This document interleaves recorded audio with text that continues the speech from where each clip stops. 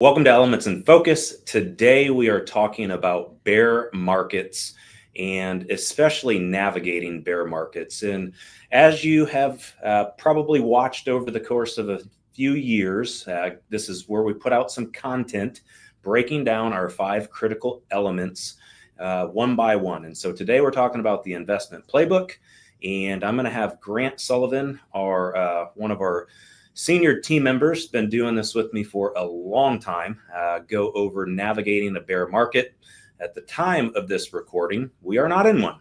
But Grant, what are some proactive things we can do when we get into bear market situations? Yeah, absolutely, Aaron. And thank you for always the kind introduction. It's been so nice doing this with you. And actually, we've done some of these recordings in bear markets, right? Yes. And so you never know when they're going to show up. For many of Yep. us that have invested over time, they come at sometimes the most random times. But as political waves change, as we get into certain things economically and globally, they are definitely something to navigate. So we like to bring them up from time to time so that we're all on the same page. And also, more importantly, so that we give you some tools to help navigate these instances because we just don't know when they arrive.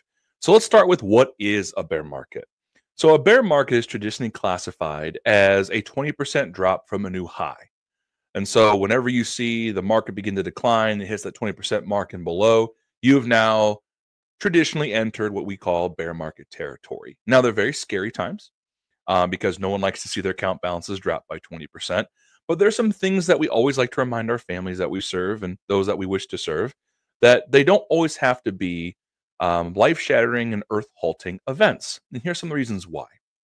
So, when navigating a bear market, you have to understand they happen and they're pretty cyclical, meaning that they can happen anywhere from every 2 to 5 years traditionally in a normal market cycle.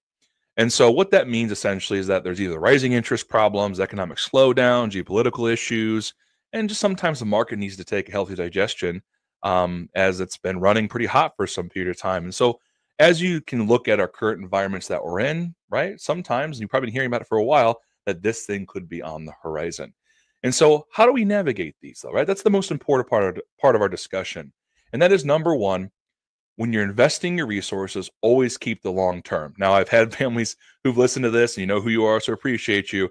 Have told me if I say it one more time, I'm going to get a shoe in the head. Well, I will wait for the shoe because I will say it again. Long term investing is the key to winning the game. Having a long term perspective. Now, that doesn't mean just invest your money and close your eyes and hope for the best. It does mean making sure you pick the right types of investments, clean, lean, very well noted investments. So, strong ETFs, certain equities, alternatives, making sure you have the right mix for your risk tolerance, for your long term vision is step number one. Step number two, either have plenty of cash on hand for the type of or the phase of finance you're in to help navigate that market. So, for me specifically, I'm in the accumulation phase of finance. I don't need to have as much cash on hand in a bear market because at the end of the day, I'm putting money in the market. And in fact, I do want a couple bear markets coming in because I want to buy that market at those lower premiums, right? Now, if you're in the distribution phase of finance, however, you don't want that to happen. So, how do you navigate that if you're in that phase and you're not resubmitting capital into the market itself? Well, that helps by having larger cash balances on hand. Some anywhere between 6 and 12 months of cash, depending on your spending needs, can help you really get through these bear market times because they traditionally don't last very long. And if you're working with a good asset allocation team like ours, they'll build in some of those cash holdings. So many of our portfolios, depending on the distribution needs, will automatically have some of that cash sitting on hand to help us kind of get through some of these cycles. That's number two. The other one, and the most important probably of all, is to stay calm. News outlets and news mediums tend to get our blood pressure going, right? They get that good music, they have the people shouting, right? It's very easy to get sucked into the fear.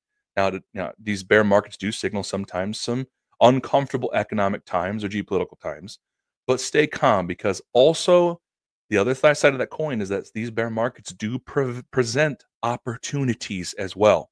So one of the other reasons of having cash on hand is for not just your mental protection and or cash protection, but is also to deploy capital when opportunities arise. So not all bear markets are necessarily evil, right? They present opportunity if you put some of these metrics in place. And finally, one of my favorite, we learned this back during the Great Recession early on, Aaron and I both have talked about this a couple times, is that rebalancing your portfolios is critical. Sometimes over periods, we can get over leveraged in a certain investment class, whether it be large cap, small cap, to name a few. And if we don't rebalance those over time, meaning either quarterly or annually pulling some of those earnings down, harvesting losses, harvesting gains, we can get ourselves overstretched, and it can make those big bear market events more painful. So to recap, how can we navigate these? Keep a long-term perspective. Buy the things that are right for your risk tolerance. Keep cash on hand for distribution needs, or deploy capital and cash when the opportunity is right to buy. Stay calm and rebalance the portfolios. Those are the big keys to success we find when entering a bear market, whenever they come. But again, stay calm, keep your long-term focus, and talk to your professionals. Try not to go make knee-jerk reactions along the way, because it can create more harm than good. And also, I totally recommend and absolutely support my allocation team in this. The Market Carver is a great resource for what our investment team is thinking on a daily basis. Please get signed up for that. Or if you've stopped receiving it, please reach out to our team, Jubilee in particular, to make sure you're getting back on that list. So Aaron covered a lot of ground here. Is there anything else you want to add to this as we wrap up? No, Grant, you did a really good job, went into a lot of depth and detail. So if anything Grant talked about has sparked a question, a concern, if you want to know more information, please reach out to us. You can call us at 800-928-4001. Go to yourlifeafterwork.com, fill out some information under the Contact Us, and get your next steps complimentary meeting scheduled today.